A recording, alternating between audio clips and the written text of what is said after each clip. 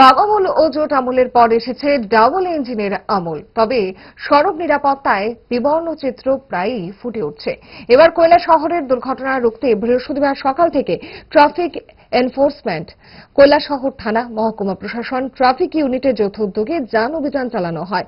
কৈলাসহর থানা road, girls school road, Netaji corner, central road থেকে শুরু করে আরো বিভিন্ন এলাকায় এদিন এই অভিযান চালানো হয়। যেসব বাইক চালকরা মাথায় হেলমেট পরিধান করেনি তাদের বিরুদ্ধে ব্যবস্থা গ্রহণ করা হয়।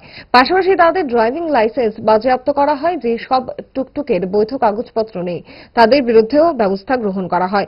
এদিনের এই অভিযান চালিয়ে 8 জনের বিরুদ্ধে এফআইআর করা হয় এবং নগদ 5,000 টাকা জরিমানা করা হয়।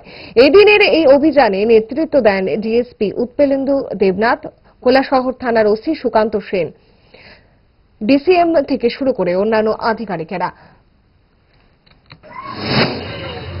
কৈলাসহরের পুলিশ প্রশাসন এবং অ্যাডমিনিস্ট্রেশন যৌথ উদ্যোগে আজকে আমরা দ্বিচক্রযান গাড়িগুলি এবং ত্রিচান এইগুলি যাতে তারা নির্দিষ্ট ভ্যালিড ডকুমেন্ট সহ নিয়ে এবং হেলমেট যেভাবে তারাও সুরক্ষা থাকুক এবং সমস্ত জনগণ যাতে সুরক্ষা হয় এই জন্য আমরা আজকে এই বাজারের মধ্যে আমরা যৌথ অভিযান চালাচ্ছি, যাতে ইলিগেলভাবে কেউ বৈধ ডকুমেন্ট ছাড়া যাতে কোনো বাইক না চালায়।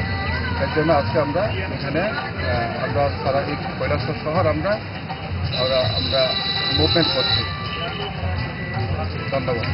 কোন রকমে নাকে মুখে গুজে সারাদিনের জন্য বেরিয়ে পড়া অম্বলের আর দোষ কি? তাই তারা 5 দশক ধরে গ্যাস, অম্বল ও পেটের সমস্যার একমাত্র সমাধান গ্যাস নয়।